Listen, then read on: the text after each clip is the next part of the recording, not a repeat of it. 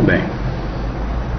Vamos dar início então ao nosso encontro de estudos para o livro dos Espíritos dessa noite.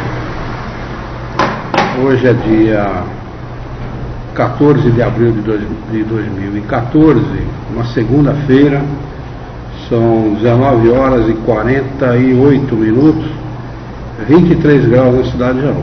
Os padrões de Jaú está fresquinho, né? É interessante, né? Esse verão foi um verão muito intenso. Então 23 graus para nós já, blusa, tal, o pessoal já, né? Eu quando mudei para Jaú há 30 anos atrás, 31 para ser mais exato, eu não entendia como é que o pessoal num tempo como esse usava blusa. Hoje eu já sinto frio, já me adaptei melhor. Mas nós estamos na introdução ao estudo da doutrina espírita, item 12, da identificação dos espíritos. E Kardec faz a seguinte observação nesse item.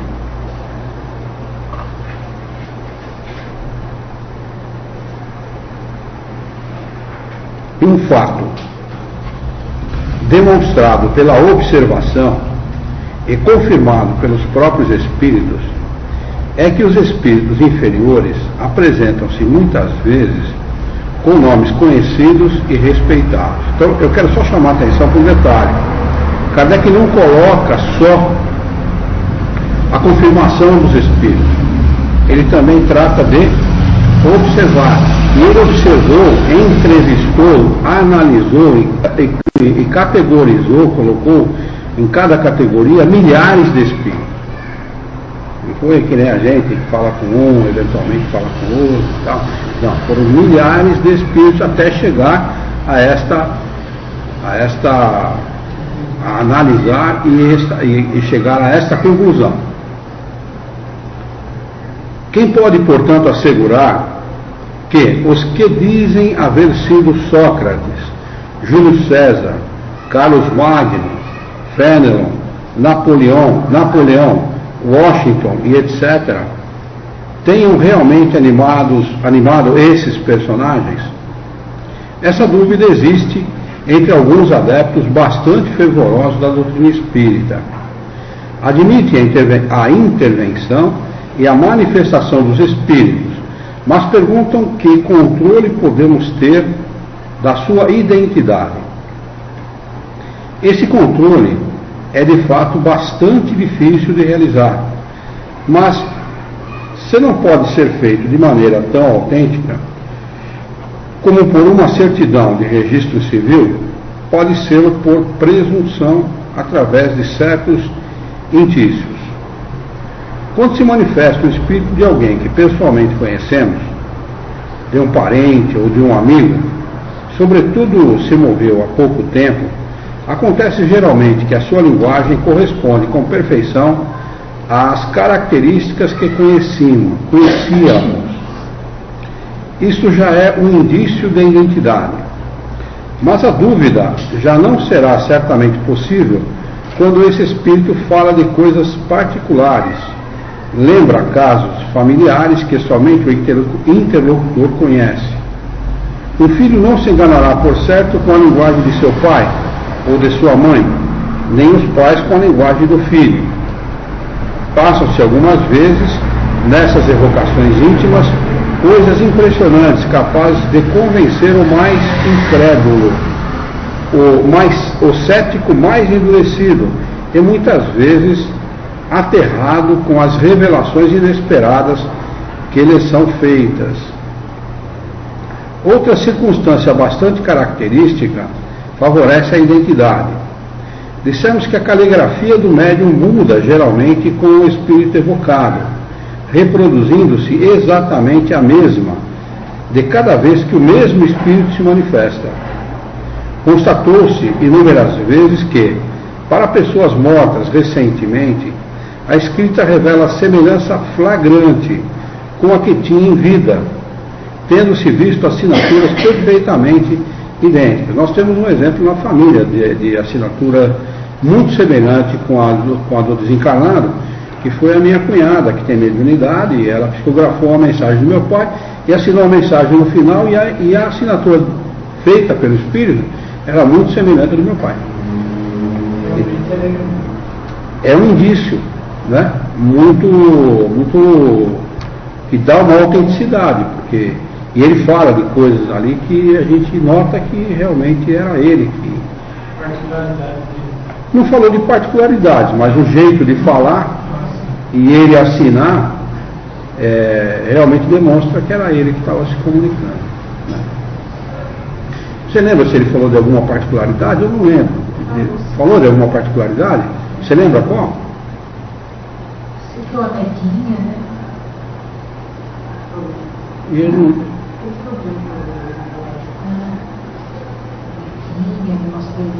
Eu não lembro, faz muito tempo isso, né? Foi logo que ele desencarnou, né? Eu não lembro exatamente, mas nada que ficou gravado na minha memória. O que ficou gravado na minha memória foi a assinatura, que ele tinha uma assinatura muito peculiar, né? O herdeira dele era... E o P também, aquele P dele, ele chamava Pedro, né? Aquele P dele Minha irmã nem sabe, nem nunca viu a assinatura dele. Então, que dá mais autenticidade à comunicação, né? E o que Kardec está falando aqui, que a semelhança flagrante da caligrafia é verdadeiro também. Quanto mais recente é o desencarne, mais próximo fica a caligrafia também. Quem fazia muito isso, quem psicografava muita coisa semelhante a isso, era o Chico. O Chico era um médium extraordinário, que repercutia exatamente aquilo que o Espírito transmitia, né? Estamos longe, entretanto, de citar esse fato como uma regra, sobretudo como constante. Mencionamo-lo como coisa digna de registro. Os espíritos que atingiram certo grau de depuração são os únicos libertos de toda influência corporal, mas quando estão completamente desmaterializados, esta é a expressão de que se servem, desmaterializados, ou seja, com muito pouco ou quase nenhuma influência da matéria, do corpo físico e da matéria, sobretudo do corpo físico, né? Conserva a maior parte das ideias, dos pendores e até mesmo das manias que tinham na Terra, e este é ainda um meio pelo qual podemos reconhecê-los. Mas chegamos ao reconhecimento, sobretudo, através de uma multidão de detalhes que somente uma observação atenta e contínua pode revelar.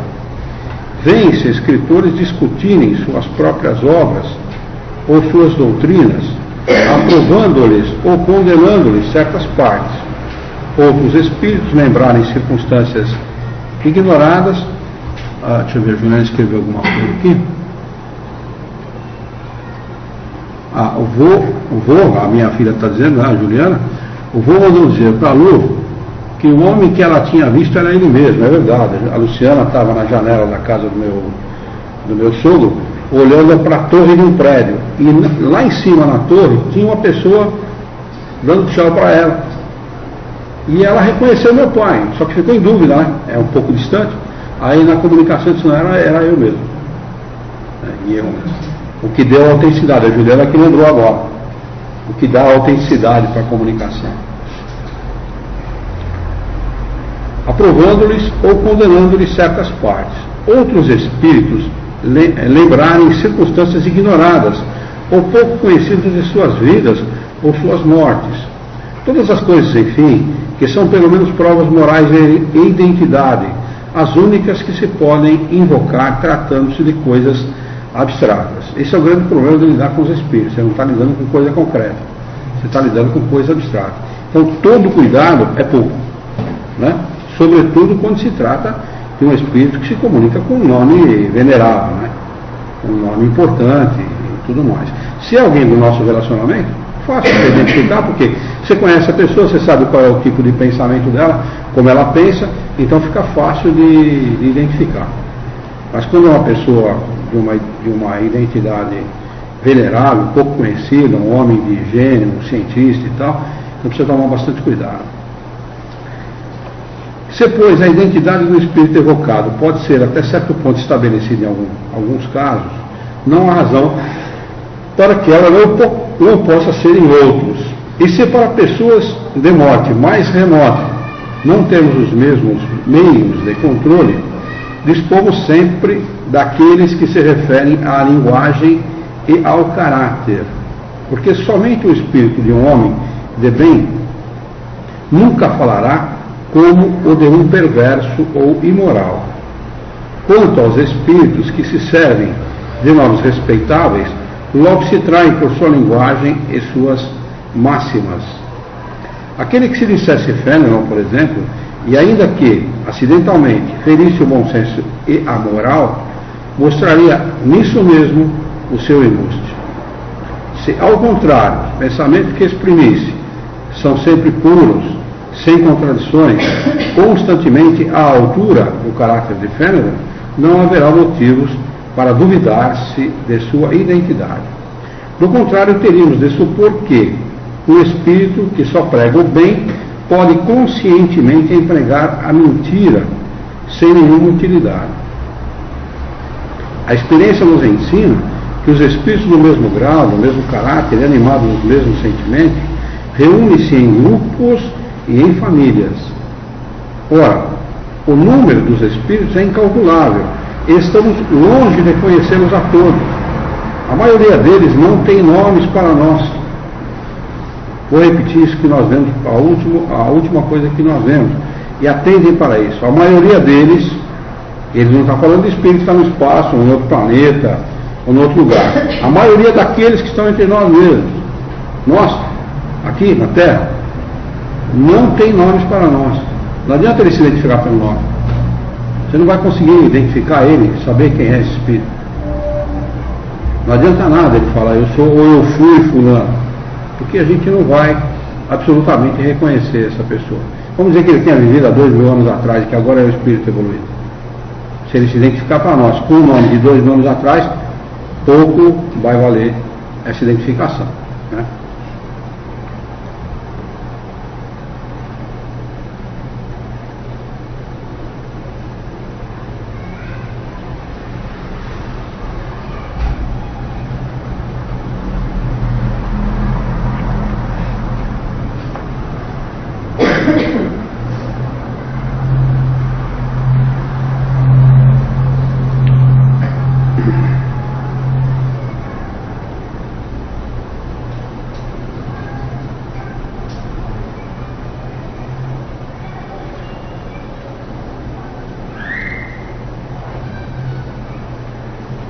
Que nós estávamos. Alguém pode me dizer qual é o parágrafo que nós estamos? O espírito de categoria. O espírito da categoria de Fénelon, não é? Tá. O espírito da categoria de Fénelon pode, portanto, vir em seu lugar, às vezes mesmo com seu nome, porque é idêntico a ele e pode substituí-lo, e porque necessitamos de um nome para fixar as nossas ideias.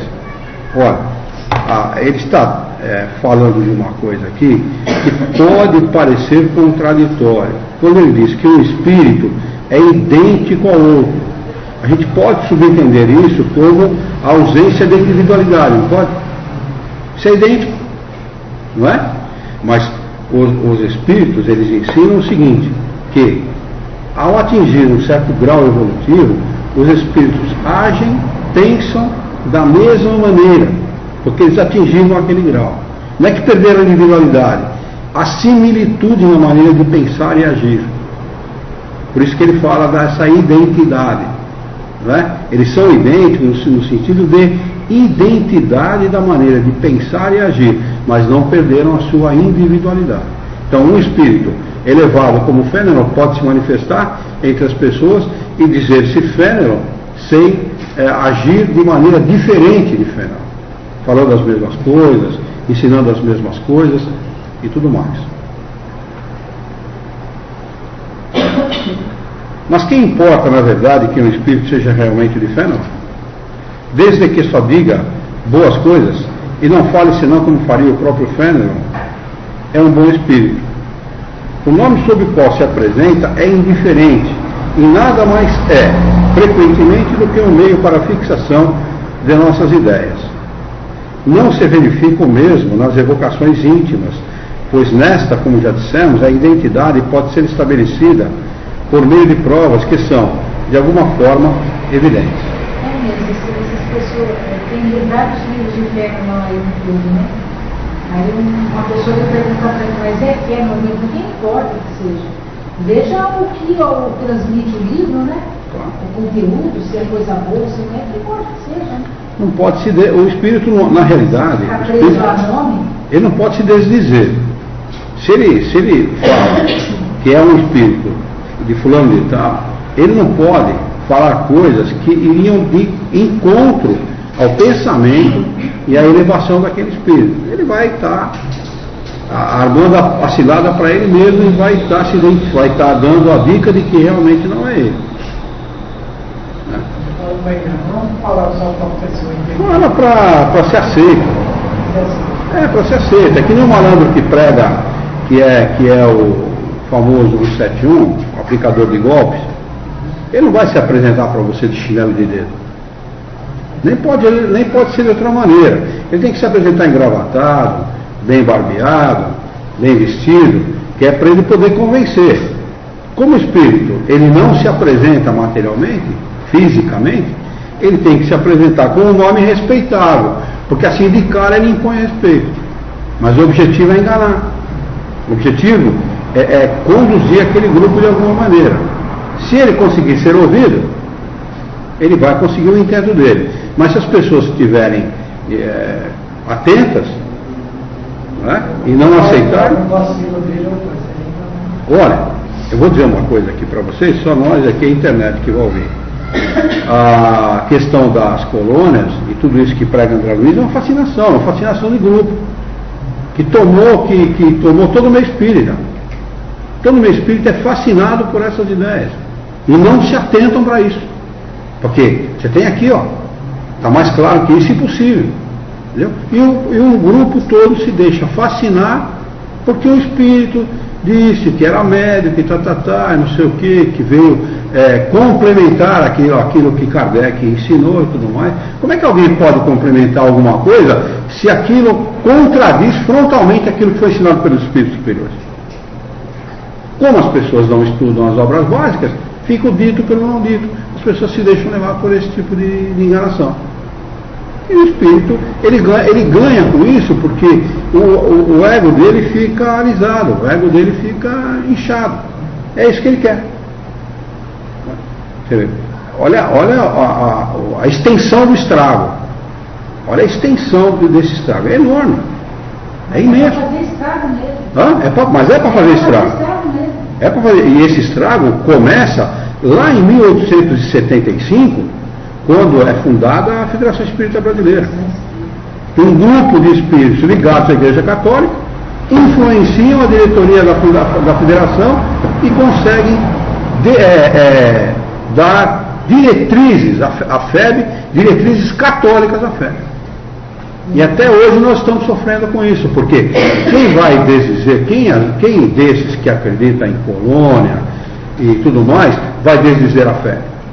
Não, porque peraí, a Federação Espírita Brasileira, federação, grande porcaria que é a federação. É a mesma coisa que um católico desdizer a Santa Sé. Roma. O católico é capaz de desdizer o Papa? Ah, porque esse Papa é tão bonzinho e tal. Como é que é o nome dele? Esse novo aí? Francisco.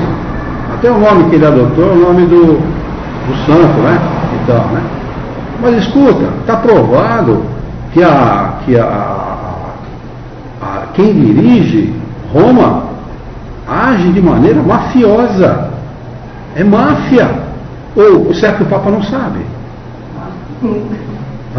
Conta a história para mim, peraí, pô. Ele pode ser uma pessoa que tenha boa índole, que tem bons princípios e até que seja honesta naquilo que ele faz, mas ele está dirigindo um grupo de mafioso. Tem o Banco da Santa Sé, o pessoal é corrupto, está passando por uma investigação, né? E o outro desistiu do papado exatamente por essa razão, que estava o Ratzinger, que estava antes dele. É a mesma coisa a questão dos espíritas.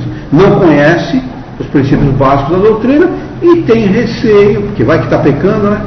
Ele pensa como católico, vai que ele está pecando, receio de desdizer aquilo que foi escrito, foi falado por um espírito.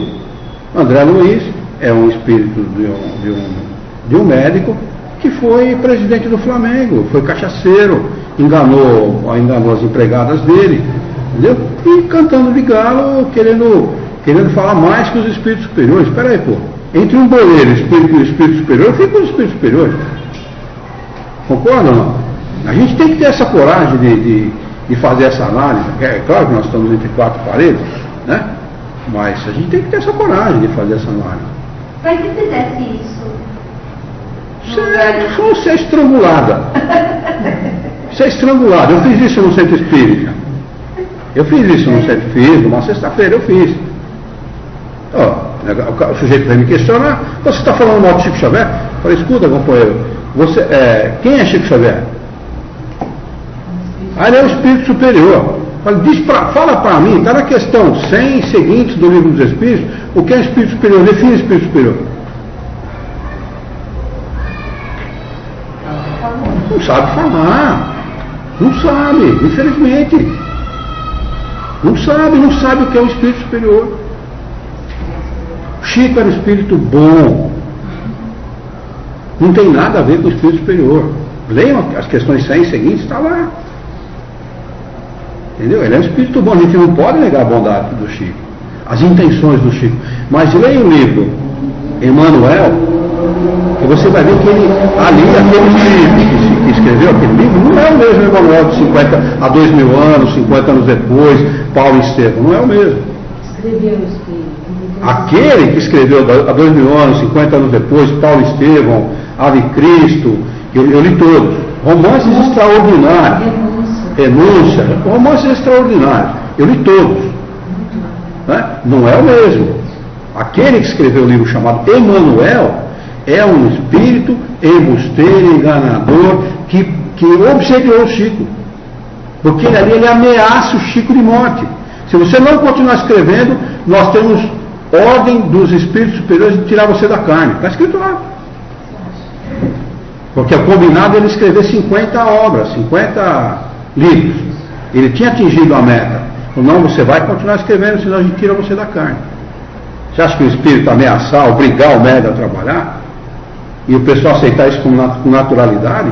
Olha o que Kardec fala a respeito disso. Nós lemos isso na aula passada. Não existe isso. Então a gente tem que ter essa coragem de fazer essa análise. Não é?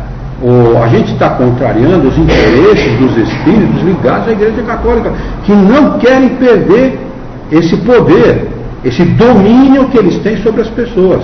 E é isso que eles querem, continuar dominando. E quando você fala para as pessoas, você ensina o espiritismo para as pessoas, você conversa com as pessoas a respeito do espiritismo, você liberta o pensamento das pessoas, é tudo o que eles não querem. Uma pessoa com um pensamento liberto, livre, um livre pensador, ninguém domina.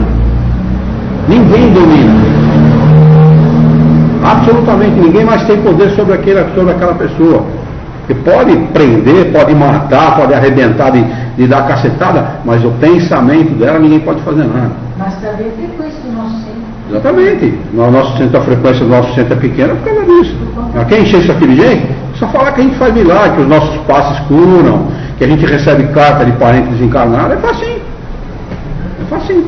Enche de gente. Lota de gente. É o que o pessoal quer.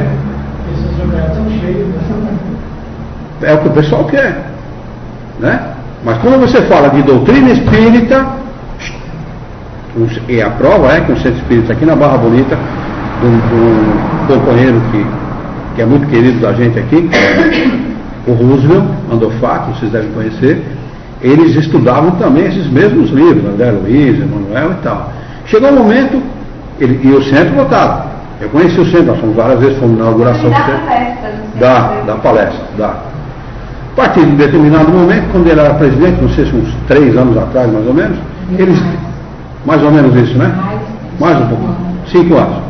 Ele decidiu estudar somente as obras básicas. Esvaziou o centro. Simplesmente esvaziou. Ninguém mais quis saber. Está pingado também, né? Está pingado. Mas não interessa. Eu costumo dizer o seguinte, o trabalho do espiritismo, ele não é no atacado. Ele é no varejo. É você tratar de ajudar uma pessoa, seja ela quem for, a mudar a maneira de pensar. Eu não assisti a palestra dele ainda, mas se vier assim... São boas as palestras. Mas ele fala normal, não esconde, fala o que ele pensa mesmo. Não. Esconde atrás de uma cortina. Não, ele é um cara que ele age de uma maneira assim, um pouco mais política, vamos dizer assim. Entendeu? Eu não sou assim. Segundo o que alguns entendem ou pensam, ele age com diplomacia. Eu não entendo dessa maneira. Eu entendo que nós não podemos nos esconder atrás de capa nenhuma. É isso, porque os espíritos fazem isso. É tal coisa. Se você é perguntado se tal coisa é assim ou assado, não, tal coisa não é assim, é de tal maneira. Eu sou direto, eu não me escondo atrás de nada, nem faço questão nenhuma que o centro espírita seja frequentado por muitas pessoas. O que interessa... Também, né? Hã? Seu Milton Felipe também. Não, seu Milton Felipe. Na televisão, quando a gente vê... Mas na televisão ele não está falando para espírita. Né? É diferente. Na televisão ele não está falando para espírita, na televisão ele está falando para o público de uma maneira geral. Então, tem que usar uma linguagem mais adequada para o público de uma maneira geral. Entendeu? Embora, perceba, tudo que ele fala, nada contradiz Kardec. Nada, absolutamente nada. Enquanto que os outros usam a linguagem desse espiritismo católico, do espiritismo religioso, esotérico, místico. Na verdade, ele responde a perguntas. Mas responde adequadamente, porque eu conheço o seu livro, eu sei muito bem como ele age. Entendeu? Eu não sou tão criterioso assim, eu falo diretamente, eu não coloco panos quentes em nada não. Tem que falar, eu falo e acabou. Eu falei no rádio, eu falei em Bariri, Dois Códigos, né? Quando tinha aquele programa lá, Dois Códigos, eu falei que eu não acreditava em Deus. Nossa, o cara que estava entrevistando falou, pô, peraí, o que você está falando? Não acredito em Deus mesmo. Aí depois eu explico. Mas é para impactar. Se você não causa impacto nas pessoas, a pessoa tem que ser impactada para depois ela começar a refletir a respeito disso. Ela tem que refletir. Nós temos que levar as pessoas à reflexão. Dá aquela parada, vai precisar ter. Opa! O cara está falando, o cara é espírita, vem falar de espiritismo, está falando que não acredita em Deus. Será que ele é ateu? Entendeu? Aí você dá aquela impactada no peão, aí o cara toma aquela sacudida, sacode a poeira que está na cabeça. Tem que fazer isso. Essa é a minha opinião. Entendeu? Mas uma coisa eu falo, o Rodrigo estuda aqui há bastante tempo, outros companheiros aqui estudam há bastante tempo. Quem estuda aqui, sai daqui espírita, pode morar na China, jamais vai deixar de ser espírita. Jamais vai deixar de ser espírita, porque a cabeça muda de tal maneira que não tem como retroceder. Não tem como retroceder.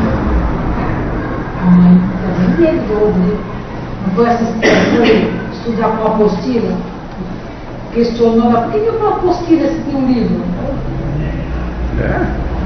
Não, negócio, o pessoal sabe, o trabalho, isso não é um trabalho desta casa, não é um trabalho meu, é um trabalho da doutrina dos espíritos. O propósito da doutrina é mudar a maneira de pensar das pessoas. Esse é o propósito. Falando do jeito que o senhor fala, é abertamente, é mais difícil para falar, mas quer dizer, mais fácil para falar. Porque quem usa uma politicagem, tem que ficar escondendo. Olha, do jeito que está o movimento espírita, a gente tem que tomar uma posição. Os espíritos que estudam Kardec e que entendem isso como uma ciência, tomam uma posição firme. Ou então, isto aqui vai haver uma cisão e vai haver 2, 3 espiritismos. Vai ter um monte de segmento. Vai ter um monte de segmento. Eu assisti uma palestra não faz muito tempo, outro dia. Tinha um cara que tava uma droga.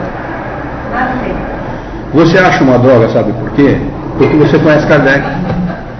Você entendeu? Você está usando essa linguagem porque você conhece Kardec. Não, a linguagem é essa mesmo. Quem conhece Kardec não consegue mais aturar esse tipo de conversinha barata. É uma conversa que ela não tem conteúdo. Quando você conhece Kardec, o conteúdo de Kardec, você fala assim, poxa, peraí, não tem nada a ver com o que esses caras falam. Seu Luiz, a minha tia faz mais de 20 anos que ela frequenta o centro espírita aqui em Jaú. Eu faço nome, eu não consigo conversar com ela. Não consegue. Não dá, Não dá. não bate. Umas coisas assim que eu penso, como a pessoa aceita isso? Eu não consigo conversar, não dá pra conversar. Muito, mas assim, sucessivo, uma atrás da outra para.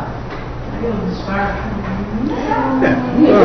Fica vazia a conversa, né? Não, é vazia. É vazia. Conteúdo. Cada caminho, às vezes, se eu falar alguma coisa, nossa, parece que não, que é isso? Certo, eu frequento aqui há 9 anos. Ela mais um vídeo, eu não consigo conversar. É o que eu costumo dizer, eu não faço espiritismo para morto. Sabe? Tem que fazer espiritismo para quem realmente quer aprender, se instruir. É isso que a proposta dos espíritos não é essa? Não é? Espíritas, instruam-se. Não é?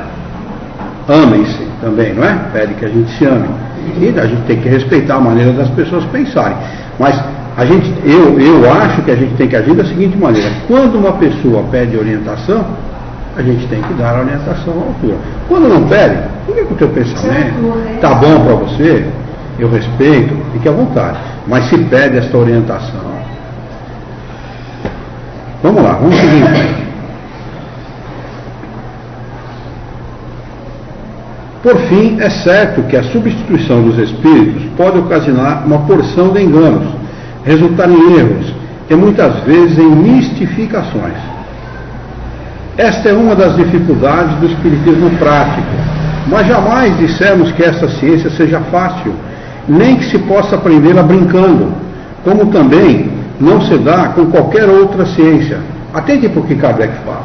Esse pedaço aí. Atente para o que Kardec fala. Vocês acham que, diante de uma pessoa que dedicou a sua vida, porque Kardec desencarna por conta desse trabalho, né? Ele morre de um aneurisma por conta desse trabalho, ele desgastou o corpo, 14 anos, dedicando dia e noite. Imagina escrever tudo isso à luz de vela, na pena de ganso, não é? Quando um cara que tem a experiência que esse cara tem, um espírito evoluído, um espírito superior, na minha opinião, Kardec esse sim é um espírito superior, né? Assistido por espíritos superiores, escreve uma coisa dessa, como é que nós temos que agir? Aceitar qualquer coisa, por simplesmente? Não pode, nós não podemos nos dar a esse luxo, pura e simplesmente. Não se aprende brincando. Espiritismo se aprende dedicando-se a esse estudo, a essa ciência. Nunca será demais repetir que ela exige estudo constante e quase sempre bastante prolongado. Por que ele repete isso diversas vezes ao longo dessa introdução? Porque nós temos uma maneira, nós trazemos de outras encarnações pensamentos ligados a outra maneira de pensar. O nosso espírito, ele traz a chamada memória atávica, que são pensamentos ligados a outra maneira de pensar de outras encarnações. São milhares de encarnações, imaginando que religião é uma coisa, quando na realidade o sentimento de religiosidade não tem nada a ver com religião. Absolutamente nada. Por isso que ele tem que ser prolongado. Você tem que fazer o quê? Substituir a maneira de pensar. E isso é a coisa mais difícil do mundo. Essa é a coisa mais difícil do mundo. Não há coisa mais difícil do que você mudar a maneira de alguém pensar. É por isso que eu falei para você que você vai ser trucidado se você fizer uma coisa dessa.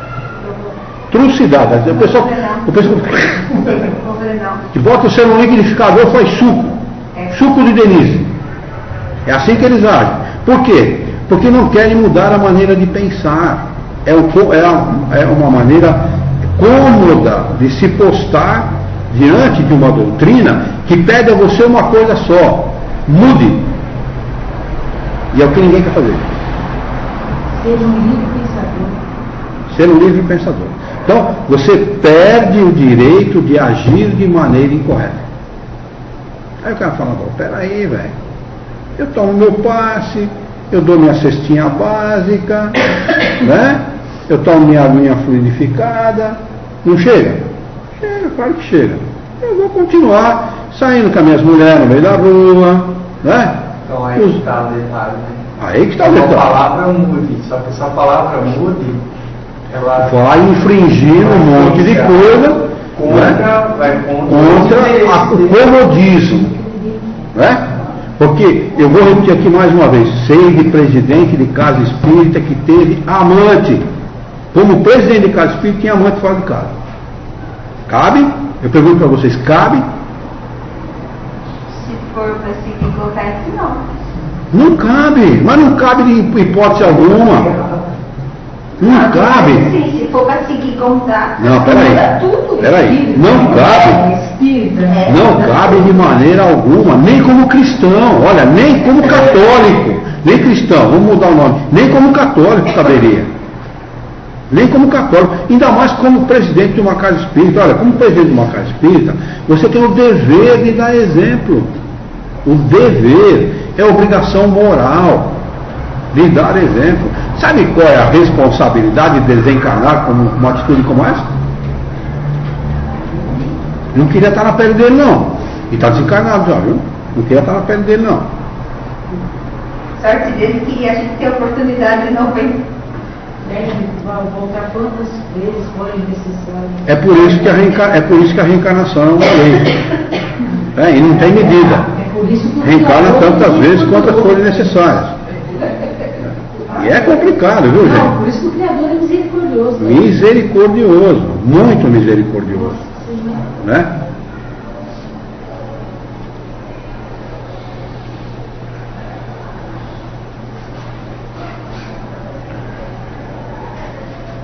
Não se podendo provar os fatos, provocar os fatos, desculpa, é necessário esperar que eles se apresentem por si mesmos. E frequentemente eles nos são trazidos pelas circunstâncias em que menos pensávamos. Quando você menos pensa, passou lá uma sombra lá. Outro dia eu estava ajudando a carregar um caminhão, fiquei 1h e 45 minutos, quase 2 horas ajudando a carregar um caminhão. Logo depois que eu tive a dengue, estava num prego de fazer gosto. E o sujeito, só veio o motorista do caminhão, veio carregar uma mercadoria na empresa, na minha firma.